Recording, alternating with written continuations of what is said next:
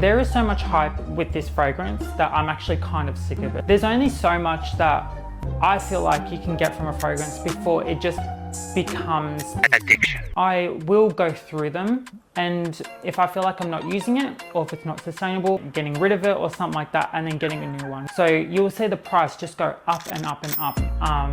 I feel like they did a lot of this when it came to like angel share. It becomes kind of addiction because like how many fragrances can one person have? Like I really love my fragrances, but am I gonna really wear all of them? And I guess you can kind of like invest in them, but there's only so much that goes as well. So I feel like it's just hoarding at that point. All in all, I do feel like this is actually too much. The notes in here you'll see are black pepper, pink pepper, alamy, olibanum, saffron, vanilla and suede, and I'll put it all here as well. The perfumer behind this is Dominique Ropion, and he does a lot of this type of fragrance as well. You'll find that he does a lot of that in his other scents, so you're not really missing out. I feel like what you can find in this scent, you can find in a lot of other scents as well. And I have tried his other fragrances before from other lines, and they're pretty much the same. Give or take, like one might be just a little bit sweeter or one might be a little bit spicier. In this case, I feel like this one goes real peppery more than anything else, but they all have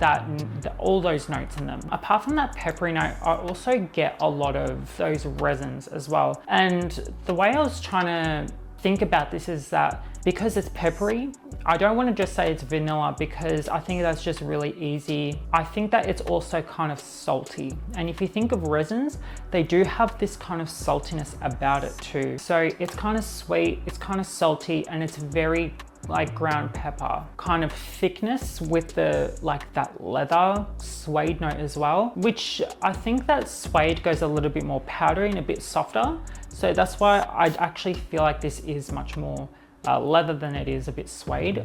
I do see what people mean by the suede as well, but so it's pepper, leather, vanilla and resins. The very first thing that I feel like I get is like, apart from that pepper note, I feel like I get a lot of resin, like a lot of it.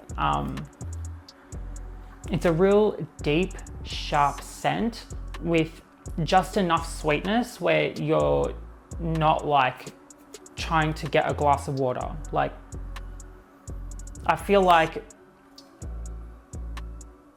you can't really wear this a lot of places either. While this is very pleasing, the best way I've been able to think about this is that I would much rather have this as a candle in my home than actually having it as a fragrance. Because if I think about everything that I like in general with a lot of home fragrances, this is exactly what I would like in like an actual candle. And yeah, I would love for everything to smell like this. When you get to kind of the woody and the leather aspect to things, is that I think I would rather that in my home scents, because I don't exactly want to smell like I don't know. Other fragrances that also smell exactly like this, also from Dominique Ropion, are the Eau De Audacity from Penhaligon. There's Vanagloria, pretty much one-to-one to this. You'll also get other alternatives. I feel like I appreciate buying this because I've been able to explore other scents that I really like. And to be honest, I probably won't be using this anymore because I feel like it's just way too much for someone like me. If you're a fan of a lot of very strong scents, you might really like this, but just so you have an idea, it's not a soft scent. It's much more sharper than I feel like a lot of people have described it. So if you think of those scents, you might as well get those over this, because this isn't exactly an easy fragrance to get.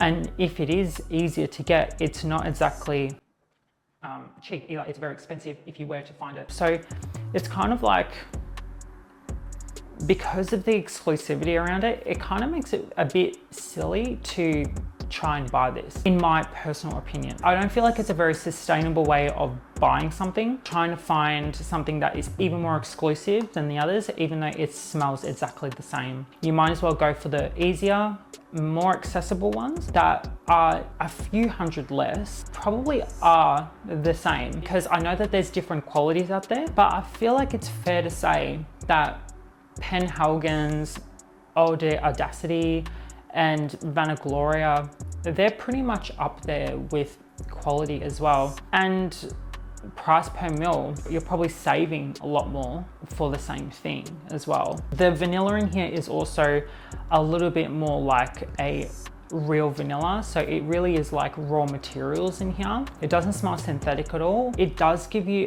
like a real high quality of what these notes are, but it really does feel like it's like one-to-one with his other fragrances that he's done. But from here, I've been able to actually buy other things that I feel like I would not only wear more, but I feel like are either the same or even better than this. You'll probably see around is that the dupe of this is called, I think it's from Paris Corner. This is called Rifaqaat, and it pretty much is identical. I don't see much difference when it comes to this one.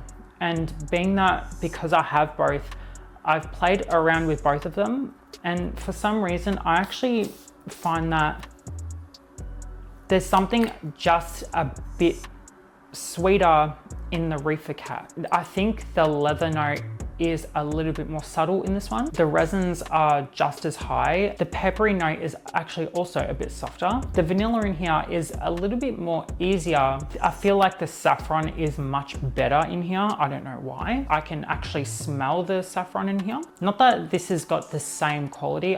Obviously this is going to, it's not going to be anywhere near the quality of the BABYCAT. For the price, this is actually really, really good. It's darn good.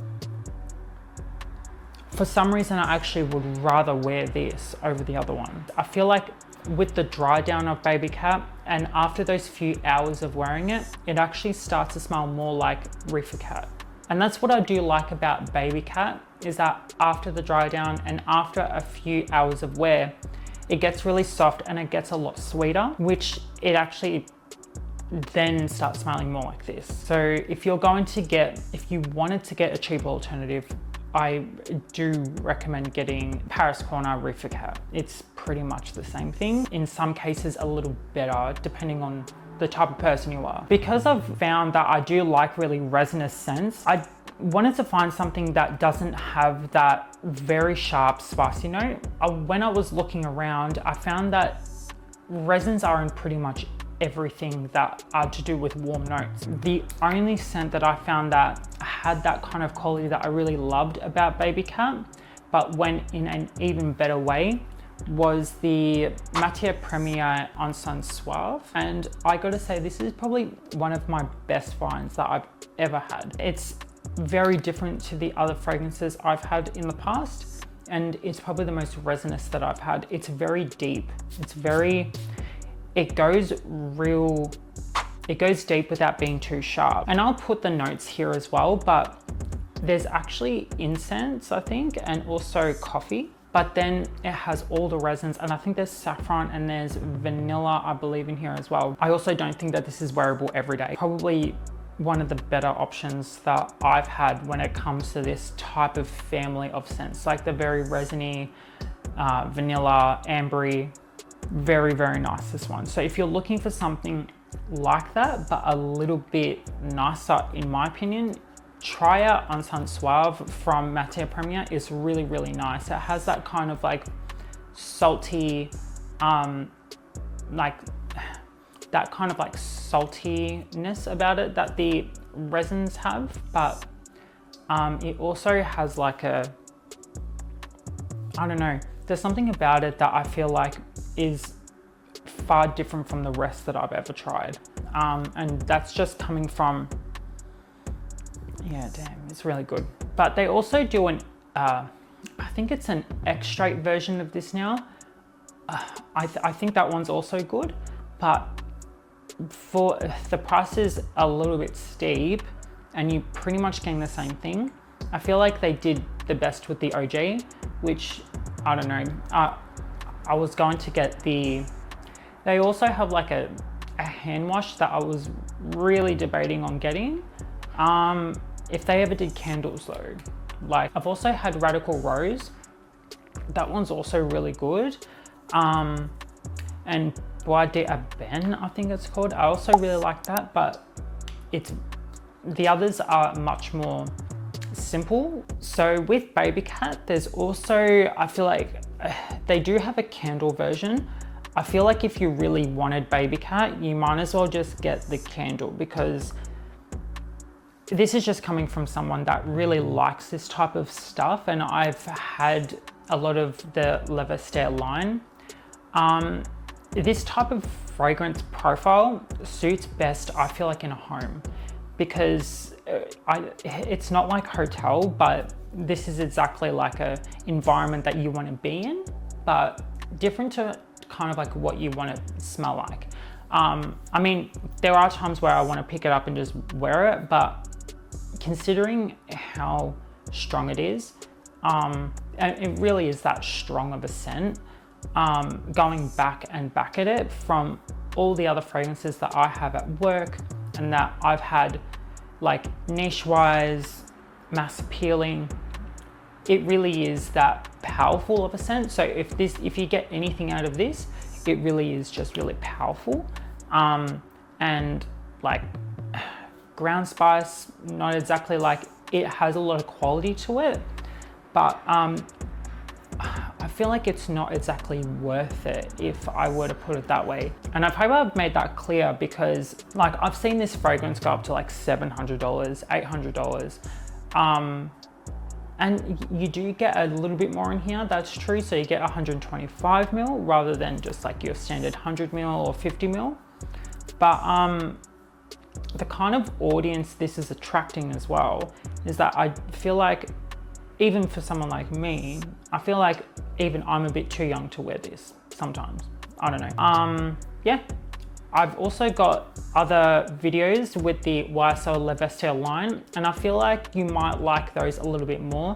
So if you really wanted to, check those out, because they're going to be a little bit easier to wear on a day-to-day basis. Where I feel like this one really stands out because, for one, it's so hyped and it is so expensive and it's hard to get. A lot of people are hyping this up even more, but I don't exactly agree with it. Yeah, it is a nice vanilla scent, but that's probably it, and it's something to remember, but you just gotta weigh, like, if this was easier to get, I probably would say just try it, but it's even hard for me to say, like, is it worth it? Because like you can't even try it, which is actually not really fair to say. Like, so that's why I actually feel like it's not worth it. I just feel like that if you can't buy it yourself, and if I'm here reviewing it, I might as well just give you the alternatives and just say you would probably much rather get that. It's not that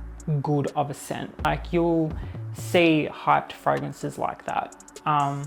But it is really true to when you go to the Fragrantica website, and it does say what's this similar to. And the most similar of scents, I do absolutely agree with all of them that I've tried.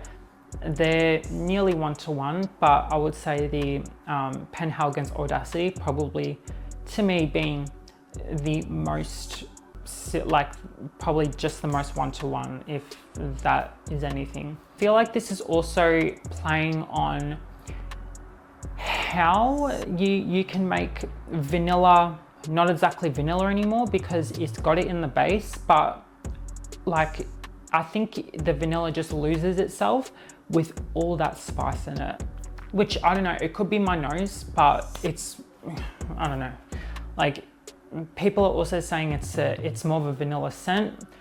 I don't know, like, is it actually, if it's going much more into that really spicy way? Like, I get more leather and spice than anything. If you got anything out of this video and feel like that I deserve it, feel free to subscribe, and thanks for watching.